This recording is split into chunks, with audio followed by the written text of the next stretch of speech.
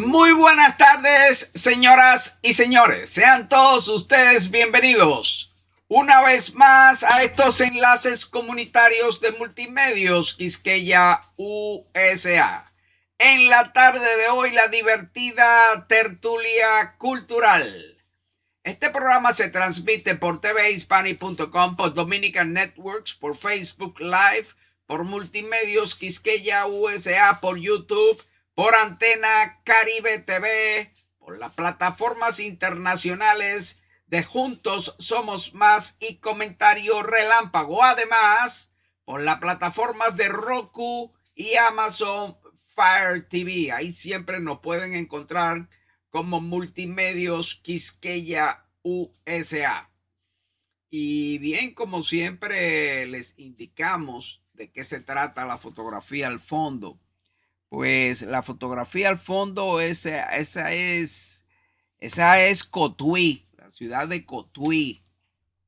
La ciudad de Cotuí, pues vamos a hablar de Cotuí un momentito, porque en la efemérides tenemos que un día como hoy, 25 de abril, pero del año 1809, el capitán general de Puerto Rico, Toribio Montes, despacha con destino a Santo Domingo un buque para secundar el movimiento a favor de España contra la dominación francesa que dirigía Juan Sánchez Ramírez. El general Juan Sánchez Ramírez nació en el año 1762 en la villa de Cotuí, en la República Dominicana. El 7 de agosto del año 1808, el general Sánchez Ramírez se propone organizar una ofensiva contra los franceses, aprovechando que España le había declarado la guerra a Francia. También tenemos que añadir que el 7 de noviembre, pero del año 1808, las tropas de España vencieron a las francesas en la batalla de la Sabana de Palo Hincado. Las tropas comandadas por el general Juan Sánchez Ramírez aniquilaron a las fuerzas militares del general francés Eugene Ferrand en la batalla de Palo Hincado, la cual fue determinante para que los españoles lograran el objetivo de reconquistar su colonia de Santo Domingo. Bien, señoras y señores, ahí teníamos la efemérides de hoy. Y de inmediato vamos a pasar con nuestro panel. Hoy, como siempre, como todos los viernes, vamos a tener una velada extremadamente interesante.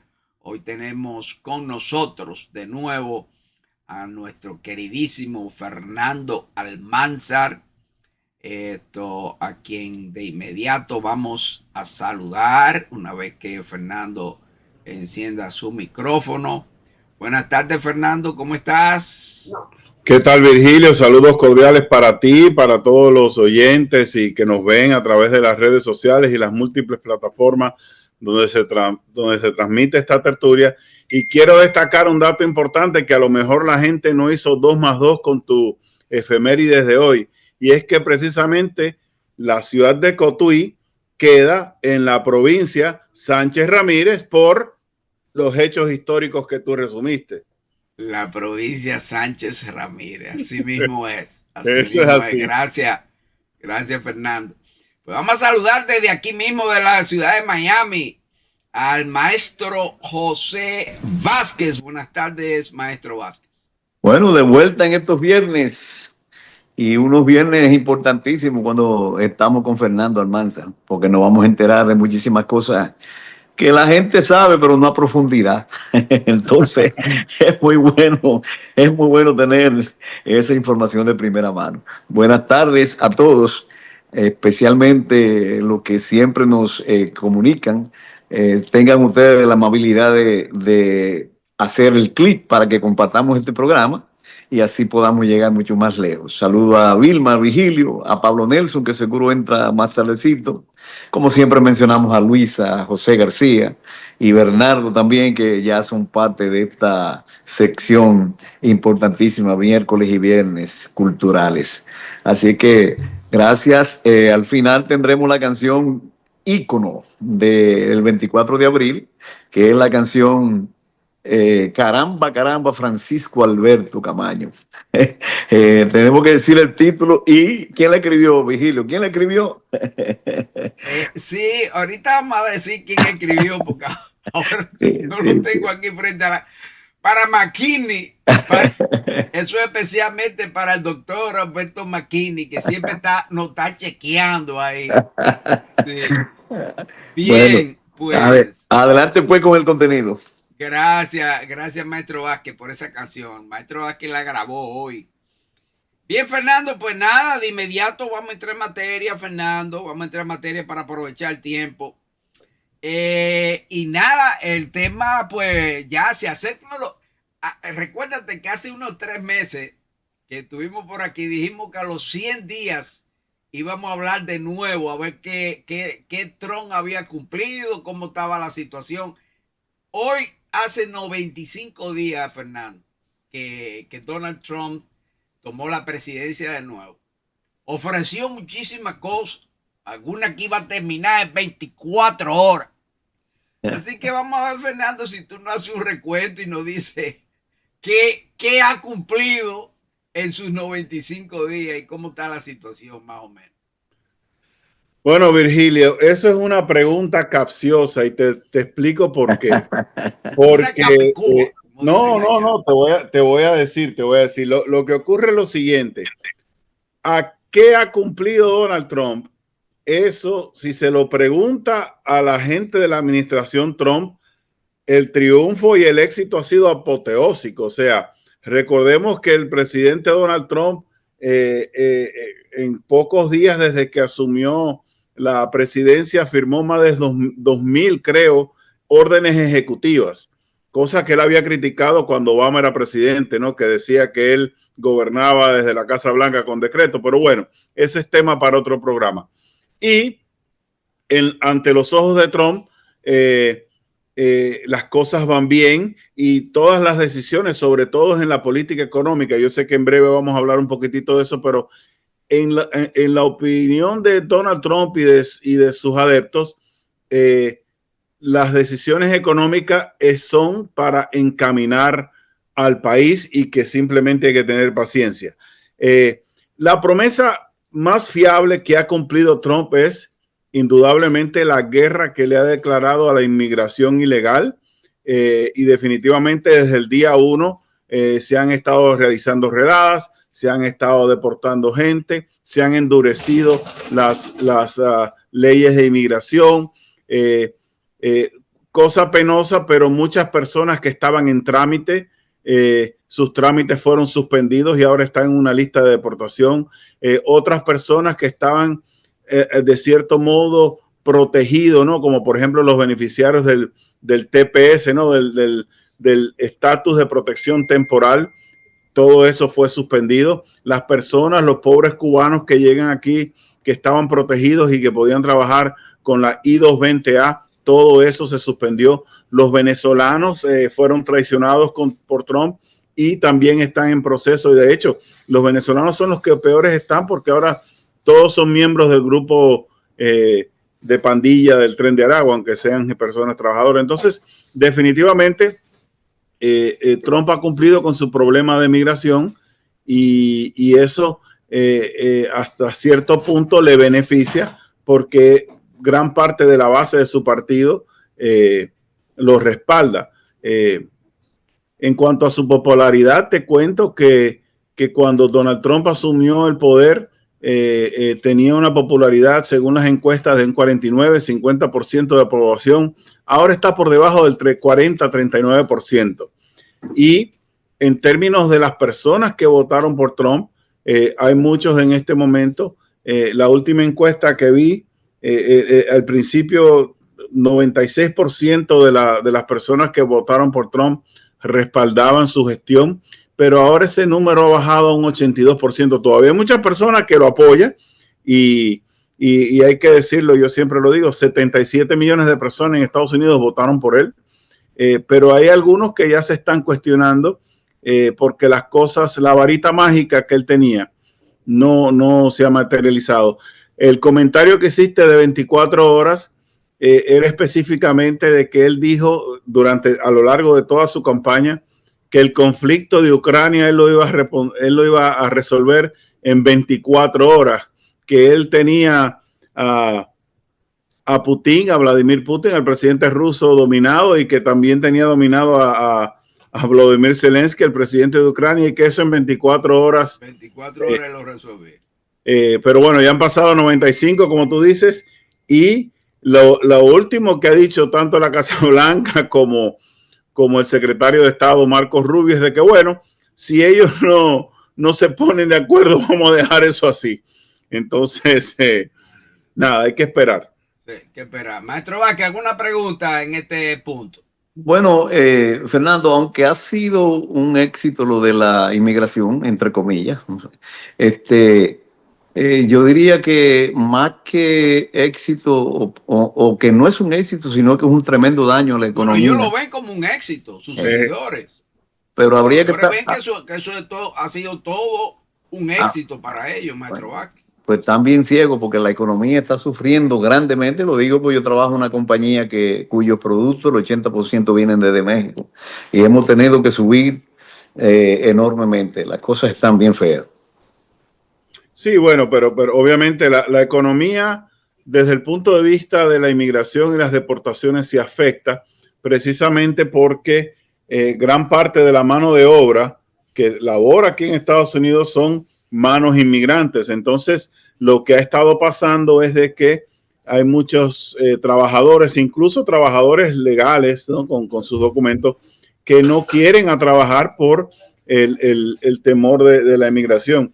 Ha habido instancias, en esta semana he leído por lo menos 3 casos de ciudadanos americanos que fueron detenidos por la policía, que fueron detenidos por inmigración, y uno duró preso 48 horas, otro duró preso 10 días en lo que pudieron producir un pasaporte, un certificado de naturalización para comprobar que esta persona estaba ciudadana. Entonces, este temor de ser detenido, de ser deportado, de enfrentar a las autoridades, es precisamente lo que ha reducido la mano de obra de migrantes, y por eso afecta la comida. La economía. Pero lo que usted está hablando, Maestro Vázquez, es los precios que han subido por el tema de los aranceles. Por ejemplo, yo teniendo esa visión de lo que venía, de que iban a subir los aranceles, sobre todo los vehículos, yo tenía la necesidad de comprar un carro, porque mi hijo entra a la universidad ahora en junio, y la idea era yo comprar un carro en abril, mayo, y cederle el carro a él. Pero como yo sabía lo que venía, tomé la decisión en febrero de comprar el carro. Yo me compré un carro que me costó $31,000. Ese carro en este momento, debido al 25% de los aranceles que le impusieron a los autos importados del extranjero, cuesta 38. Entonces, si yo me hubiera esperado, en vez de comprarlo en febrero, que fue cuando lo compré, que pagué 31, a comprarlo en abril, mayo, que era el plan original, me hubiera costado casi $8,000 más. Wow. Ok. Bien, vamos, antes de ir a la segunda pregunta, vamos a saludar a nuestro contertulio desde Santiago de los Caballeros. Sabía que iba a entrar. Le dije a Fernando, no te preocupes, que él entra hoy. No me ha mandado ningún mensaje. Pablo Nelson Rodríguez, contertulio, todo un tribuno de larga data. Gracias, director señor Vigilio García. Saludo a mi maestro, admirado Fernando, al maestro José Vázquez, a doña Vilma, Luisa, a José Enrique García, Bernardo Martínez, y a todos los amigos que registran esta teleaudiencia los viernes y los miércoles. Es un placer para mí, pues, reencontrarnos y aprender de ustedes. Quisiera decir las excusas, uno no debe anunciarlas tanto, pero bueno, ahora ven, hoy no he pasado un día en reuniones. Hago este paréntesis porque hemos presentado un proyecto turístico deportivo a la ciudad de Santiago, y ese proyecto que se llama Plaza Dominicans Hall of Fame, pues hemos tenido reuniones con el director ejecutivo del Centro León, don Luis Felipe Rodríguez. Esta mañana luego tuvimos una reunión, fuimos a solicitar una cita con don Manuel Estrella, quien es un ejecutivo empresarial de la construcción, pero también un ejecutivo deportivo del país y residente y cibaeño nativo de Santiago. Y ahora venimos justamente entrando a la casa, una reunión con Ramón Paulino, quien es el presidente del clúster turístico de Santiago. En eso hemos estado hoy y así que complacido de los resultados que hemos tenido presentando el proyecto, a todo el mundo le ha gustado y pues ahora ser todo bien. casi Cuéntame. teleaudiencia, ponerme la teleaudiencia de ustedes y si puedo aportar algo, pues así lo haré. Así que un placer. Ok, Fernando se ausentó momentáneamente. Es decir, que ese proyecto ahora que ustedes le presentaron, que estuvimos hablando en días pasados, es un proyecto que se llama La Plaza Dominicans, no, Salón de la Fama del Deporte. Tiene algo no. que ver con los Salón de la Fama dominicanos de béisbol. Sí, específicamente se llama Plaza Dominicans Hall of Fame. Dominicans Hall of Fame. Eso es para exaltar y hacer una plaza estilo Coppertown en Santiago, porque en Santiago se realizó oficialmente el primer juego de béisbol de la República Dominicana en 1903. Santiago fue la sede del primer juego oficial con todas las reglas del béisbol. Entonces, Santiago tiene ese mérito que no se conocía, no se conoce mucho, y de ahí surgió la idea que Abaldayá fue que presentó la idea original y después le hemos trabajado, le hemos hecho un marco teórico y hemos presentado un proyecto que hasta ahora hemos conseguido el aval desde el alcalde de la ciudad, don Ulises Rodríguez. Como dijo hoy, también se entusiasmó muchísimo con él el director ejecutivo de proyectos del Centro León, don Luis Felipe Rodríguez. Esperamos la cita con Manuel Estrella, que la solicitamos hoy. Acabamos de reunirnos con Ramón Paulino, quien es el presidente del clúster turístico de Santiago. Tenemos integrado al proyecto a Héctor Gómez, ese gran periodista deportivo dominicano, que está en su momento histórico y de ascenso mediático y de influencia deportiva en el país también. Gracias, gracias, Pablo. Bueno, vamos a seguir hablando con Fernando. Tenemos que aprovechar a Fernando. Sí, así es. Antes de que se nos tenga que ir para una de sus plataformas que tiene sus compromisos. Pero, Fernando, cuéntanos de la situación política económica. Vamos ahora a enfocar la situación política económica 95 días después. O sea, estuvimos hablando en días pasados como algunos artículos específicos habían subido de precio. Y hablábamos en aquella vez el precio alto que tuvieron los huevos, que ahora han vuelto más o menos. Pero en términos generales, ¿cómo tú ves la economía, no? El sistema, o sea, político-económico. Vamos a hacer la combinación. 95 días después de los Estados Unidos de América. El problema de la economía y de las políticas adoptadas por el presidente Trump es la incertidumbre, porque el hombre lamentablemente cambia más que un semáforo. A veces voy por aquí, a veces voy por atrás, a veces cambio. Voy a poner los aranceles, no, los voy a quitar, voy para allá. En términos generales te cuento, el mes de abril, que estamos actualmente, estadísticamente ha sido el peor mes de los mercados bursátiles desde 1935, ¿ok? Desde 1935 este mes de abril ha sido el peor. Cuando el presidente Donald Trump adoptó los aranceles que prácticamente le cobró tarifas a todo el mundo y a su hermano, ¿ok? Los mercados bursátiles en 3 días perdieron trillones de dólares, o sea, todas las ganancias desde 2010 para acá, todo eso se borró y ahora poco a poco se está restableciendo, pero es un día atrás para adelante.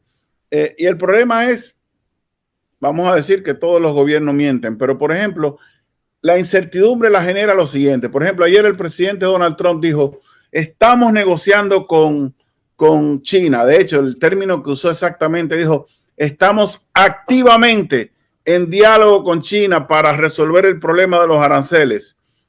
Y China, el presidente Xi Jinping y todo su gabinete dice, no, aquí no ha sonado el teléfono, nadie de la administración Trump nos ha hablado. Entonces, ¿a quién tú le crees? ¿A Donald Trump o a Xi Jinping? La realidad es de que los aranceles más fuertes se los colocó Donald Trump a China. En este momento están en un 140%. Y eventualmente, me imagino, según lo que dijo Trump ayer, va a bajar, pero la realidad es eso, o sea, y hay un alivio, porque como te dije, en 3 días los mercados bursátiles perdieron todo. ¿Y qué pasó? ¿Por qué volvieron a estabilizarse y están teniendo medio ganancias ahora? Porque esta orden arancelaria que Trump había dado a principios del mes de abril, como se dio cuenta de que había metido la pata, ¿ok? Y que los mercados estaban bajando, le puso una pausa, frenó y dijo, no, estos aranceles los vamos a negociar y en 90 días vamos otra vez a retomar el tema. Ahora las cosas están estables y algunos países están dentro de lo que cabe negociando con Donald Trump, pero la realidad es de que logísticamente va a ser imposible negociar eso. ¿Qué va a pasar cuando se termine ese periodo, esa prórroga de 90 días? Fernando, pero esos 90 días de que tú hablas de los aranceles, ¿eso también aplica a China o los aranceles a China ya? No, es que son varias políticas arancelarias. O sea, lo de China está en vigor. También los aranceles contra México y Canadá también están implementados. También está caminando el arancel del 25% a todos los vehículos importados. También está en vigor los aranceles que le está cobrando a el acero y el aluminio que entra al país. O sea, algunos rubros sí están pagando un arancel adicional. Estamos hablando de los aranceles que él le puso a todos los países, porque según la administración Trump, todos los países del mundo han estado engañando a Estados Unidos y esta es como la venganza para hacer eso. Pero la realidad es de que la política arancelaria para motivar la producción doméstica no funciona. De hecho, durante la gran recesión, esa fue una de las políticas que se adoptó, ponerle multas, aranceles a los países para incentivar la producción local. Pero vamos a decir que tú tengas, vamos a decir que tú tengas una fábrica de medias en China, una fábrica de camisetas, y que te ponen un arancel que todo lo que viene de China tiene que pagar 140%. Y tú dices, ¿sabes qué? Voy a obedecer esto. Voy a fabricar las medias y las camisetas aquí en Estados Unidos. Virgilio, es imposible fabricar una planta de producción de camisetas y medias en 15 días. O sea, es imposible. Y la mano de obra. Y la mano de obra. Entonces es una política que está comprobado de que no funciona. Entonces ya hay tiendas. Otra cosa, las importaciones. Si tú comparas las importaciones del mes de abril de 2025 contra las importaciones del mes de abril del 2024, han bajado un 35%. Y es que muchas empresas, para no tener que pagar esa multa, ese arancel, están dejando de ordenar. Entonces lo que va a pasar, lo que está pasando, de hecho, en algunas tiendas como Target, como Walmart, como Home Depot, como Lowe's, ya estamos comenzando a ver los tramos vacíos porque la mercancía no está llegando. Entonces, lo que va a ocurrir es que o va a haber escasez de artículos o simplemente vas a tener que pagar más dinero por esos artículos. Entonces, eso es un problema. Y hay empresas, por ejemplo, casi todas las empresas, pero por ejemplo, estaba leyendo ayer Southwest Airlines, que ellos siempre hacen una proyección de sus futuros vuelos y eso lo hacen para programar, ok, en noviembre, en diciembre, en enero voy a necesitar tantos pilotos, tantas azafatas. Anunciaron ayer de que para ellos era imposible hacer un pronóstico, una proyección de cómo pautar sus vuelos y las rutas que van a necesitar precisamente por la incertidumbre económica. O sea, en este momento lo que está pasando es de que la gente, mira, leí hoy precisamente el reporte de bienes raíces que salió de que este momento es el peor momento de bienes raíces desde el año 2009 y son dos factores. Número uno, las altas tasas de interés que no bajan porque la inflación está por las nubes. Y lo segundo es la incertidumbre. O sea, la gente que necesita o que quiere comprar una casa tiene miedo de meterse en ese lío. Y entonces lo que está pasando es de que los realtors no están vendiendo casas, y por eso es que este momento es el peor momento de bienes raíces desde 2009. Okay. Pablo, creo que Pablo quiere aportar algo. Sí, Voltaire quizá un elemento, no sé si ya Fernando lo ha tratado, pero también que cuando Fernando acaba de decir una palabra técnica muy importante en materia de economía, que es la incertidumbre, la inseguridad. Hay otra palabra que están usando que salió en los reportes de CNN y la revista Time, es la desconfianza del consumidor, que ha tenido los niveles más altos en este mes, justamente ahora, de un 8%, que equivale en una relatividad a un 92.9%. No sé, ese 92.9% no lo podría descifrar, pero sumado a lo que dice Fernando, viene esa parte de la desconfianza en el consumidor, obviamente, que ralentiza el movimiento económico, la dinámica económica en todos los Estados Unidos, y obviamente se ramifica a los países colaterales o los polos de recesión, de remesa como el nuestro.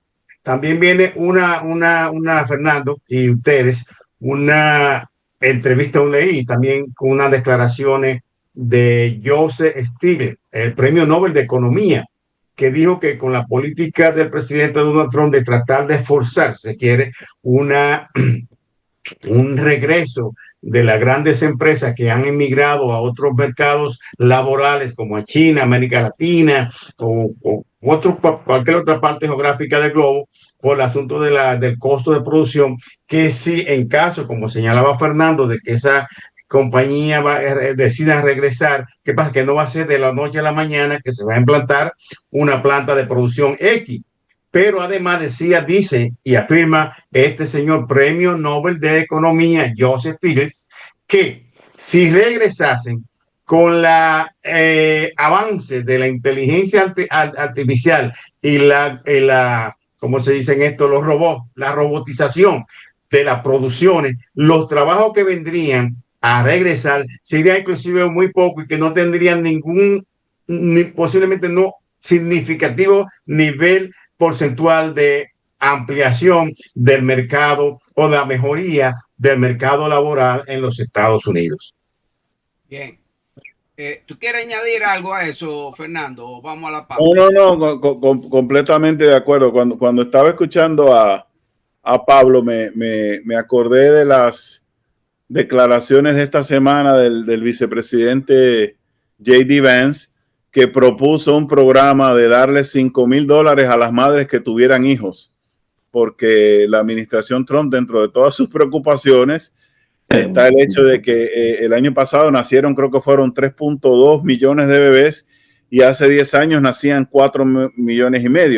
Y el aspecto económico de esto es que hay temor de que si nacen menos bebés, eventualmente cuando crezcan, la fuerza laboral va a estar escaseando de trabajadores.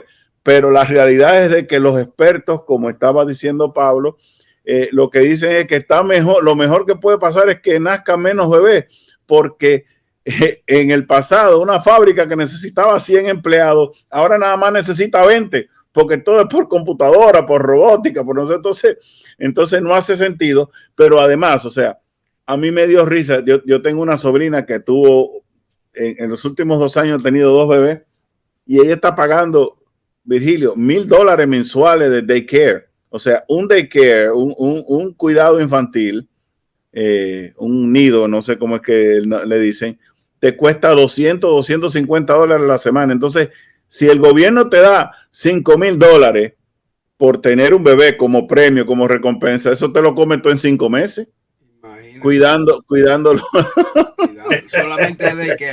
Bueno, maestro Vázquez, antes de irnos a la pausa, maestro Vázquez, ¿usted tiene algunos visitantes que saludar?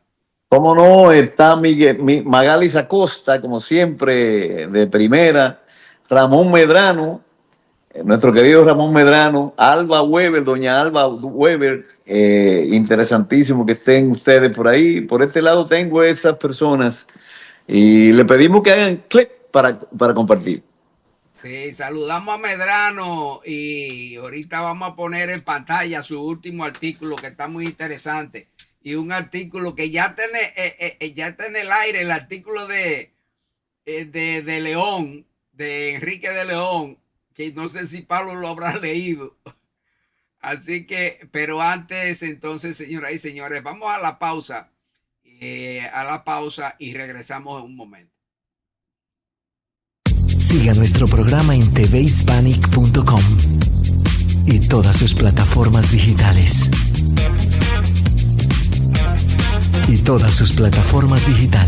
tvhispanic.com, 24 horas contigo.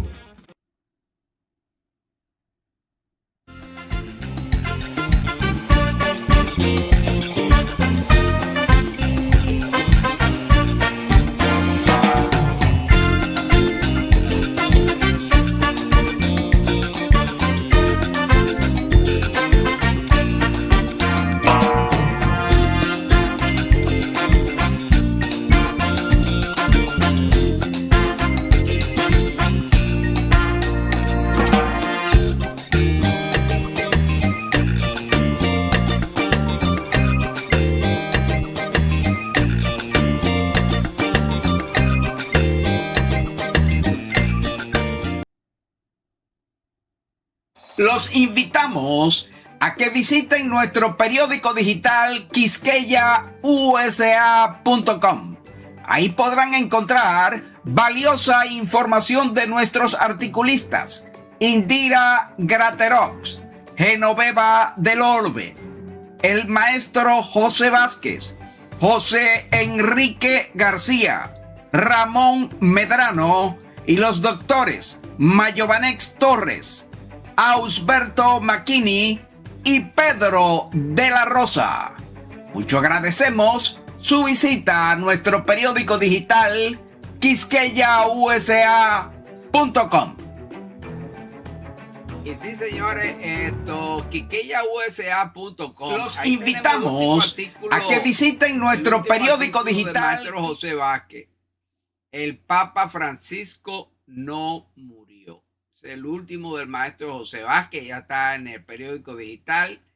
También Ramón Medrano, algunos datos de los 20 principales destinos del turismo mundial. Interesantísimo está ese artículo de Medrano.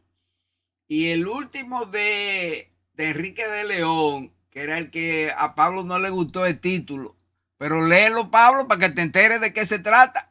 El título de ese artículo dice: demandan presidente Luis Abinader y ministros a aplicar la Constitución y las leyes en cambio climático y transición energética. Lean ese artículo ahí no es un artículo en sí, sino es una nota de prensa que nos envió Enrique de León. Interesantísimo. A otra cosa, señores, vamos a invitarlos al Dominican International Business Real Estate Tourism and Investment Expo Fair.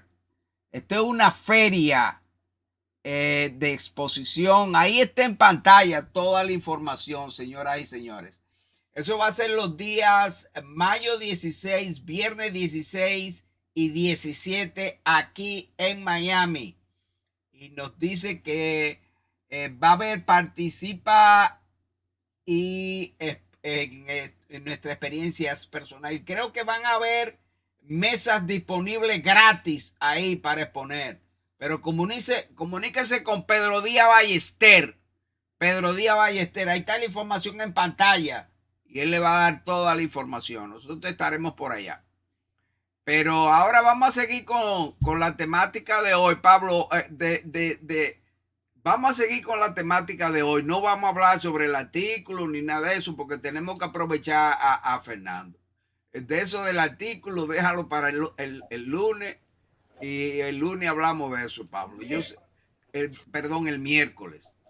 El miércoles hablamos de eso. No te quiero restringir tu derecho a expresión, porque después le dice que la mordaza, que yo qué. ¿Tú hablas del artículo de León? De eso de eso no, vamos a aprovechar, Fernando. Vamos a aprovechar, Fernando, pero dame un segundito, como ya tú te fuiste. Simplemente para que los amigos entiendan que yo no puedo decir que estoy en contra de lo que no he leído, sino el título que no había entendido tu primera lectura, que demanda no era una demanda, sino un reclamo. Yo estoy de acuerdo con De León. Está bien.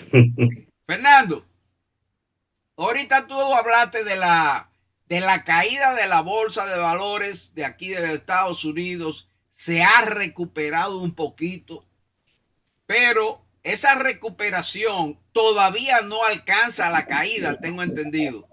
O cómo está relativamente la bolsa. Hazme una comparación a cómo estaba la bolsa hace 100 días antes. Eso es bien fácil. Mira, Trump tiene en la mano 25 días. Mira, para que tengas una idea, cuando salió el presidente Joe Biden, que llegó el señor Trump, la bolsa de valores, sobre todo el índice Dow Jones, rondaba por unos 44,000 puntos. Hoy cerró en 40,113. Pero cuando hubo el colapso de principios de abril, cuando se anunciaron los aranceles, bajó hasta 37,000 puntos. Entonces, sí, ha habido recuperación. El índice Dow Jones se ha recuperado bastante porque su punto bajo después del colapso fueron 37,000 puntos y pico, y ya va por 40,100. Pero las ganancias de 44,000, que era lo que existía cuando llegó Trump el 20 de enero, todavía hay pérdidas. O sea, y esto se refleja en todos los mercados, en el Nasdaq. O sea, por ejemplo, el S&P 500, yo recuerdo que cuando se fue Biden estaba en unos 6,000, 6,200. Hoy el S&P 500, que agrupa las 500 principales empresas de Estados Unidos, hoy el S&P 500 cerró en 5,525. O sea, de 6,200, 6,300, está por debajo de unos 700 y pico de puntos. Yo recuerdo que hace 4 meses tú te estabas frotando mucho la mano porque tú tienes fuertes inversiones ahí en el S&P 500, Fernando. Pero, por ejemplo, para que tengas una idea, la empresa Tesla, el fabricante de autos eléctricos de nuestro amigo Elon Musk, las acciones han perdido, desde que él se convirtió en asesor del presidente Donald Trump, ha perdido casi un 70% del valor de sus acciones. Entonces, de hecho, en la reunión de la junta del board de Tesla la semana pasada le dijeron, oye, tienes que alejarte de Trump y venir a ponerle cartas en el asunto, si no esto se va a ir a pique. O sea, en síntesis, eso fue lo que le dijeron. Espérate, Pablo. Maestro Vázquez levantó la mano primero. Maestro Vázquez, ¿usted quiere añadir algo? Yo quería hacer una pregunta para ver si Fernando la puede responder, porque yo tengo algunos amigos que, bueno, son trumpistas realmente, y dicen este punto, que Trump está tratando de contraer la economía de manera que supuestamente China y los otros países poderosos lleguen a un colapso, y entonces sería el dólar nuevamente, porque nosotros somos el país que más oro tiene, y el oro es que determina realmente el valor de la moneda. Eso es una teoría que yo oigo de cada gente que son adoradores de Trump, pero yo no creo que eso sea así, o es así. Maestro Vázquez, por algo existe un término que lo hemos estado escuchando quizás por los últimos 30 o 40 años, y ese término es libre comercio. Libre comercio quiere decir que yo estoy en libertad de comprarle a quien yo quiera y de venderle a quien yo quiera. El problema radica en que si tú, para yo comprarte o venderte algo, tú me vas a poner una multa, un arancel, entonces yo voy a decir, ¿sabes qué? Yo no lo voy a comprar contigo. O sea, en otra época, Estados Unidos era quizás la potencia económica del mundo número 1 era la potencia económica número 1 del mundo, y ellos podían exigir y poner presión. Pero estamos en lo que se conoce como una economía globalizada, donde todo el mundo fabrica cosas. Obviamente China es el principal productor. Entonces, lo que está pasando y lo que va a pasar es que muchos países que se encuentran caros tener que pagar un arancel para negociar con Estados Unidos, se van a vender cosas entre sí. O sea, esa es la realidad. Entonces, las leyes de libre comercio contradicen completamente la política de los aranceles. Obviamente los trumpistas tienen muchas teorías, pero la realidad es de que la varita mágica de la economía, de mejorarlo todo y de bajar los precios y de traerle estabilidad a la economía, a los bolsillos de nosotros los contribuyentes, eso no ha pasado. Y si sigue la política como va, tampoco crea que ocurra. Eso es cierto. Pablo. Bueno, también añadiendo lo que dice Fernando, dos cosas que quiero decir. Primero, con eso que termina Fernando, también existe lo que dentro del mercado de libre comercio, la teoría de la ventaja comparativa, que equivale a que yo compro los productos, el producto que yo no produzco o que no tengo la capacidad de producir, y le compro al que mejor lo produce y le vendo yo a ese lo que también mejor produzco. Entonces, esa teoría que la aplican dentro de esa área de lo que es el mercado de libre comercio está en práctica, y además viene que después el BRICS, o nada más China y la India, conjuntamente con Sudáfrica, Brasil, tienen el 40% de la población consumidora del mundo, el 40%. Lo que quiere decir que debilitar ese mercado en términos de una presión arancelaria, cuando yo puedo desviar mi interés de compra, mis acciones de compra al mercado, como dice Fernando, la teoría de comercio, al mercado que yo quiera, es muy difícil que se produzca la preocupación o la afirmación que tienen la gente que hablan con el maestro Vázquez. Y una cosita, para que vean que el mundo no necesita a Estados Unidos para ser socio comercial. Cuba tiene 65 años casi con un embargo económico que no puede importar ni comprarle nada a Estados Unidos, y obviamente hay problemas económicos en Cuba, pero ellos consiguen cosas de países de Sudamérica, que consiguen de Europa, consiguen de Rusia. Entonces, sí, Estados Unidos es un socio comercial importante, un país importante, pero no es el protagonista económico de hace 20 años. Ya no. Fernando, que tú no puedes decir, yo he estado leyendo algo. Pablo, tú levantaste la mano otra vez, Pablo. Sí, que yo no, Fernando, o sea, yo quería poner otra variable para que Fernando la amplíe, y es el hecho de que Fernando habló al inicio, cuando yo entré, de que su hijo se aproxima a iniciar su periplo de estudios universitarios. Te felicito, Fernando, que mi sobrino ya está en ese nivel.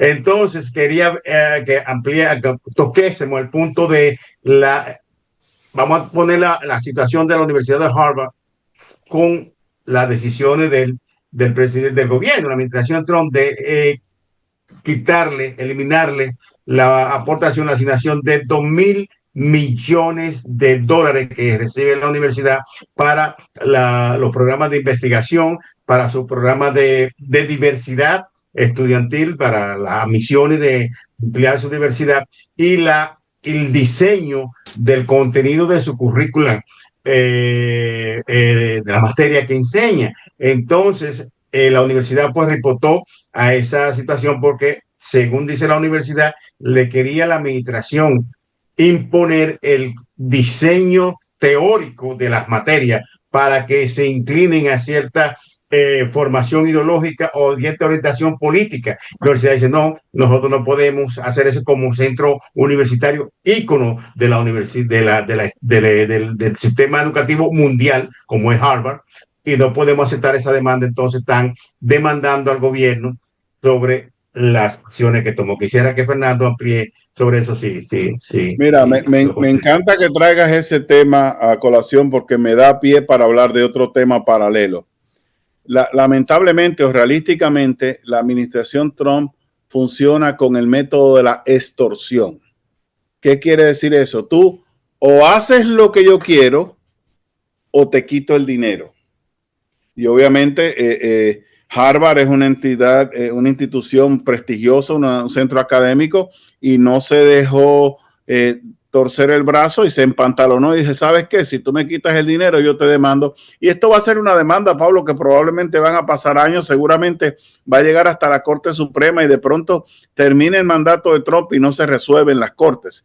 Pero lo cierto es de que Harvard tuvo la valentía de empantalonársele y decirle, no aceptamos eso, sea usted como gobierno, como administración de Washington, de la Casa Blanca, no nos puede decir qué clases tenemos que dar, a quién contratar y no sé cuánto.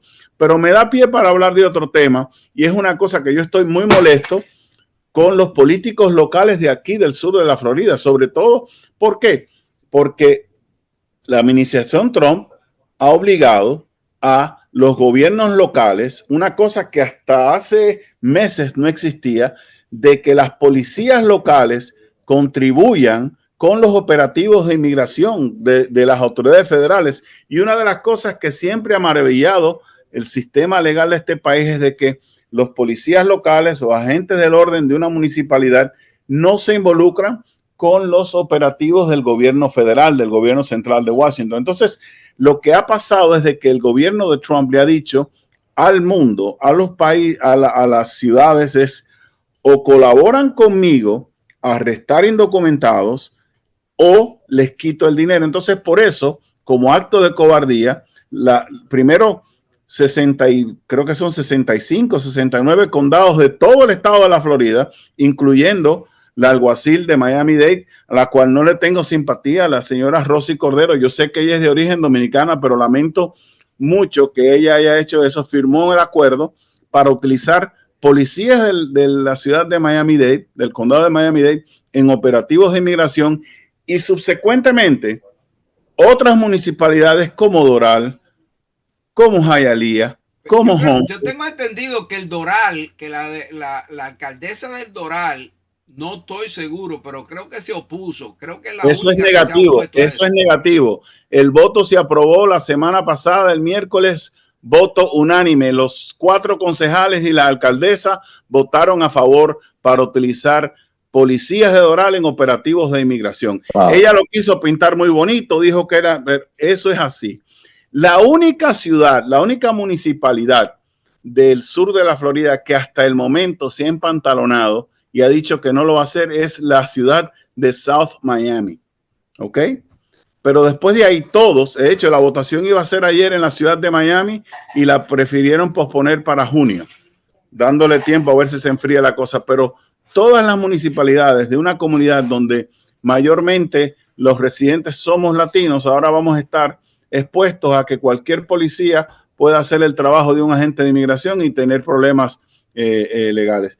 Y hay que estar claro, yo soy el primero que respaldo, que apoyo, que aplaudo que se deporten a los inmigrantes que tienen récord criminal. A los que son delincuentes, empáquenlo y envíenlo.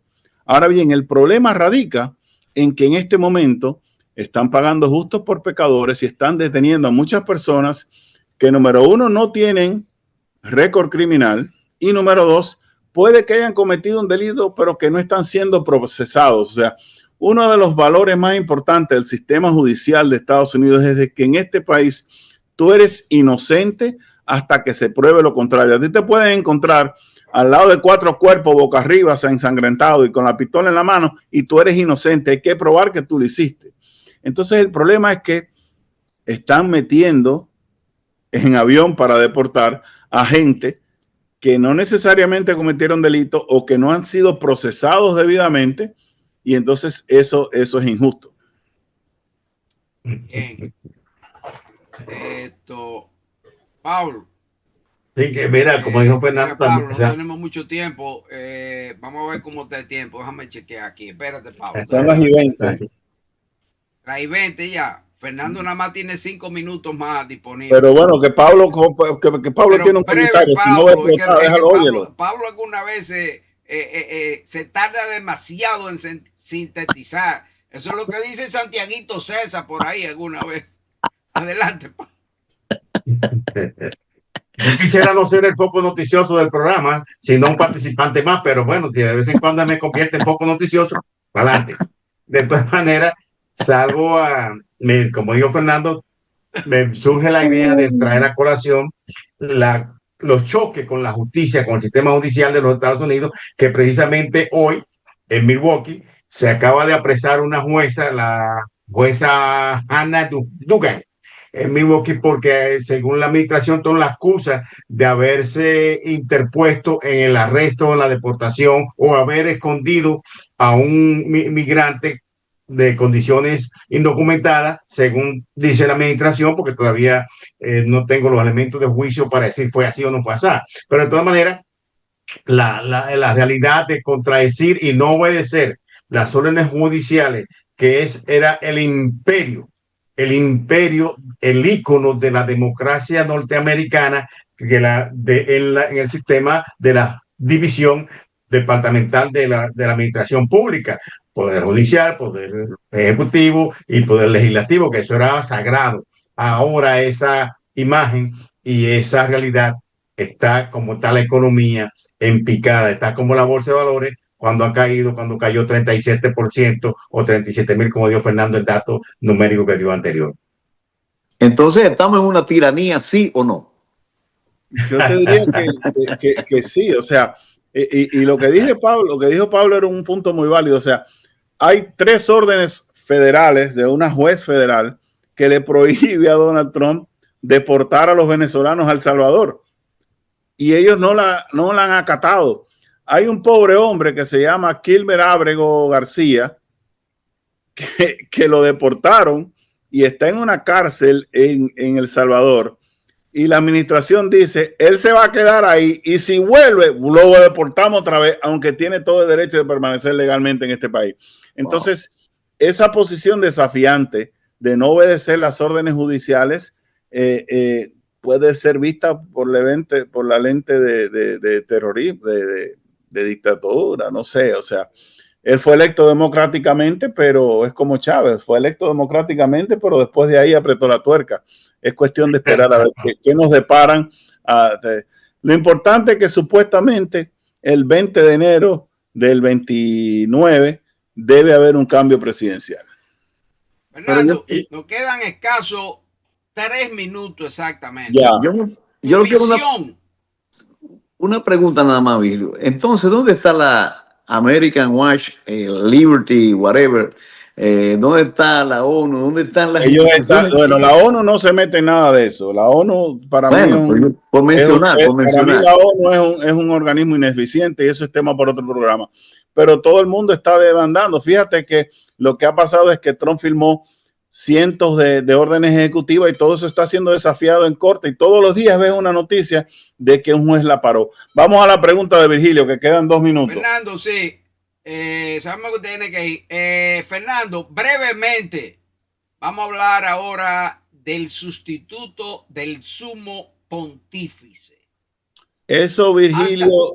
No, pregúntame. No, o sea, si tú tienes conocimiento de si hay algún puntero, alguien que está sonando más que los demás. Hay muchos. ¿Qué tú nos puedes decir sobre eso, padre? Hay muchos análisis, hay nombres, te puedes buscar en internet y aparecen nombres. Hay un cardenal del Congo, hay algunos que dicen que puede ser un filipino, hay otros que piensan que va a ser latinoamericano. La realidad es de que el futuro papa lo va a decidir un grupo de 135 cardenales que se van a encerrar y que van a estar ahí encerrados votando hasta que elijan a alguien. Lo que yo sí te puedo decir, yo no te puedo decir quién va a ser. Probablemente es latinoamericano. O sea, entiendo que hay el 20% de los prelados que están compitiendo por el puesto vienen de América Latina, y de hecho hay hasta un haitiano que podría ser electo el próximo papa. Lo que yo sí te puedo decir es de que el futuro papa indudablemente, probablemente va a tener muchas de las filosofías canónicas del Papa Francisco. ¿Por qué? Porque de los 135 cardenales, el 80% fueron nombrados por el Papa Francisco. Entonces, de alguna manera están influenciados por su metodología. Y entonces hay que esperar. O sea, yo sí pienso que van a pasar probablemente 2 semanas antes de que salga el humo blanco y sepamos quién va a ser el próximo pontífice. Pablo, sí, 20 segundos, Pablo. quería sumar a ello que por el hecho de que hace 40 años que no hay un papa italiano consecutivamente, pues eso es un factor de presión dentro de la curia romana. Y también viene hecho que hay uno que es el apellido Parolín, que está corriendo por la línea de adentro, y a una teoría que ha surgido es que es muy posible que el colegio cardenalicio se incline por una corriente conservadora para conectar con la filosofía gubernamental de Donald Trump, que puede ser que Donald Trump tenga alguna influencia. Es una teoría, Fernando, inclusive que ¿Dónde puesta en oíste la... tú esa teoría, Pablo? Le oí, no, Es primera vez que yo oigo eso. no, pero está bien, vete a buscar, por ejemplo, los ¿A análisis de dónde la tú viste pero, eso? BBC de Londres, BBC de Londres. que estaba Yo haciendo no, yo no lo he escuchado, pero bueno. no, yo lo leí, puede estar, ellos presentan unos 6 candidatos que son los más posibles, que dentro de esos 6 son los que puede salir uno de los, el Papa, puede que sea de esos no 6, porque lo que pasa allá adentro no sabemos hasta que no salga la mata blanca, pero pueden ir a buscar a esa información y ver los análisis que eso hace, que salió esa pequeña teoría de que sea posible que se orienten por seguir la conexión del momento ¿Qué dice usted, conservador que vive el maestro mundo. Vázquez, brevemente de eso? Brevemente, maestro Vázquez. Estoy sorprendido, no he oído nada parecido y creo que, bueno, no vamos a poner en duda que Pablo no lo haya leído, pero No, eso, pero para mí eso no tiene asidero, pero bueno, vamos a No ver. vamos a entrar en discusión me de eso, oriento, Pablo. Ya se nos me- acabó el tiempo. no, perdón, me oriento yo personalmente porque sea un papa liberal, tanto liberal como lo fue Francisco. Yo estoy simplemente haciendo una referencia de lo que he leído, ni siquiera lo estoy apoyando para que no se me confunda una cosa con la otra, ¿eh? Acuérdense que el maestro Vázquez, yo le dije en estos días que si era diácono, pero No, el maestro Vázquez es ministro De música, sí, musical. musical. Soy graduado en Dios. evangelización. Bueno, Fernando, gracias. Sabemos que te tiene que ir. Muchísimas gracias, Fernando. Hasta la Después te próxima. mando la versión para que vea todo lo que se hicieron presente en vivo. Gracias, Fernando. Bien, pues nada, quedamos nosotros aquí, pero se acabó el tiempo para poder discutir con Pablo Pero sobre su teoría. no es mi teoría, perdón. Teoría fuiste tú que la trajiste, Pablo, pero no es mi teoría, la teoría que he leído, como decir que sí, decir que yo hablé ahorita de la teoría de la ventaja comparativa. Esa teoría no es mía, sino yo le pongo como comentarista. Yo no estoy diciendo, ahora cuando yo pongo una teoría mía, yo asumo la responsabilidad de decirle que eso es lo que pienso. Como he dicho que yo propongo por un papa liberal, mucho más que Francisco, que admiraba yo a Francisco. Esa sí es mi teoría. Sí, yo quiero uno que sea más liberal que Francisco en la iglesia católica. Ajá. Y no que estaba inconforme con él, pero que eso me indica que hay un ascenso en la apertura de la iglesia, del catolicismo mundial. Está bien. Venga. Bueno, veo que tú más o menos esa sí es mía. Veo como que tal vez tú te estás acercando un poquito a la iglesia. Yo nunca he estado que tú te alejaste bastante. Yo nunca he estado alejado. Yo nunca he estado alejado de las enseñanzas católicas. ¿Tú me entiendes? Pero yo nunca he estado alejado. Bueno, yo nunca he estado alejado. Vigilio. Ovejas descarriadas. Vigilio. No, ahí va a buscar chisme. Yo nunca he estado alejado de Dios. No tengo que estar tan cerca y concordando con las acciones de los hombres que manejan la iglesia, que son cosas distintas. Lo que pasa es que Pablo cambió el vino del altar por el vino de la botella. Bueno, he seguido alguna enseñanza de las ovejas que se apartan del rebaño. La función del pastor es recogerlas de nuevo. Hubo un tiempo que tú estuviste un poquito alejado, Pablo. Yo te sentía alejado. Pero me deja hablar. Es verdad que yo sí tuve un tiempo alejado porque nosotros estábamos juntos en la misma escuela.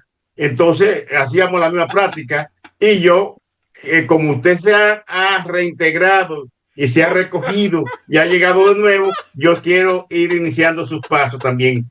Está bien, Pablo. Maestro Vázquez, se nos acabó el tiempo. Vamos a ver si usted nos presenta bien, Pablo. Tuviste buena salida ahí. Maestro Vázquez, lamentablemente se nos acabó el tiempo. Si nos presenta la canción. Sí, esta canción fue un ícono de los 7 días con el pueblo y yo conocí a toda esa gente, Víctor, y el Leonardo, Ramón Leonardo, bueno, todos los que estaban en ese grupo que cantaban hermosísimo esa canción. Caramba, caramba, Francisco Alberto, que el autor fue, Vigilio, ¿lo tiene por ahí ya? Sí, miren señores, hay una historia muy interesante. Había un grupo musical en ese tiempo y uno de los componentes de ese grupo, él era declamador y escribió la canción. Él se llamaba Chico González. Oh, Chico González. Sí, Chico González. Entonces él le presentó las letras a Ramón Leonardo y Ramón Leonardo la musicalizó. Fue que le puso la música y la voz de Ramón Leonardo. Entonces, esta canción, como dice el maestro Vázquez, fue un ícono de aquella época, del 7 días con el pueblo, durante esa época. Y es un himno de la revolución, definitivamente. Así Tengo que explicar que esa canción se hizo a nivel de trova. La trova, la guitarra se toca un poco, y no la tengo en la mano, pero la guitarra se toca un poco diferente, rasgueada. Pero yo en este caso la cambié a son, porque yo soy sonero, así que yo estoy poniendo una nueva coloratura a esa canción a nivel de son. Espero que les guste, escúchenla y disfrútenla.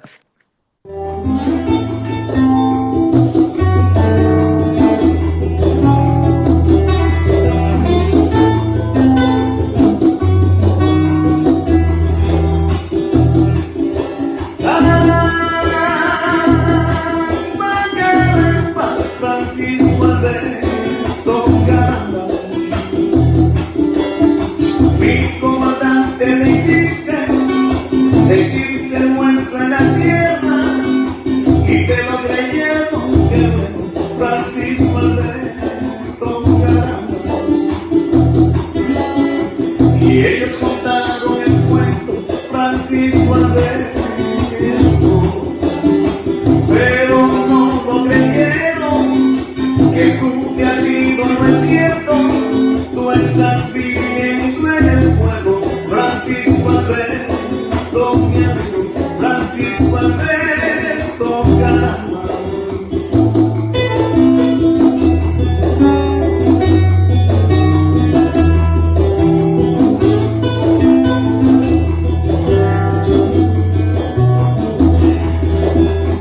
Desenvase en las montañas Francisco Alberto, y engañase a los de arriba, los generales y el miedo. Francisco Alberto, mi amigo, Francisco Alberto Caramba. Francisco Alberto Cañaño, Peña Jaque, Galán, Claudio,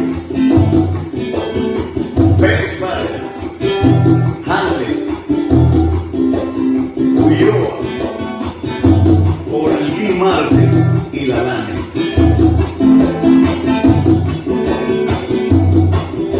Y dijeron que estaba muerto Francisco Alberto Caramba, y que en un sitio ignorado era enterrado tu fusil. Francisco Alberto y tu cuerpo, Francisco Alberto Caramba. Francisco Alberto, yo no me alegro. Francisco Alberto Caramba, Francisco Alberto, yo me alegro.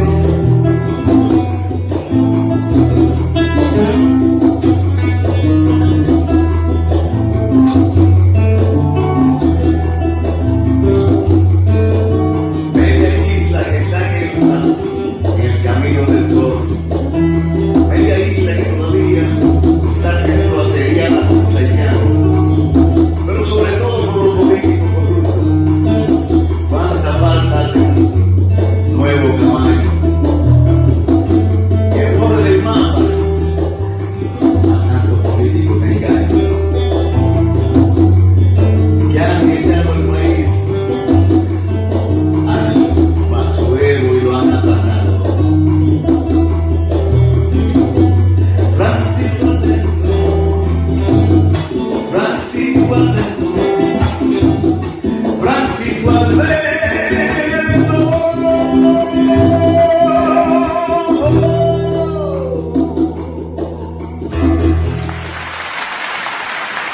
Ahí teníamos al maestro José Vázquez, Francisco Alberto Caram. Bien, señoras y señores, 60 años después, hemos llegado al final del programa. No, pues, señoras y señores, vamos a pasar brevemente. Pablo creo que quiere decir algo. Enciende el micrófono, Pablo. Dale, adelante, Pablo.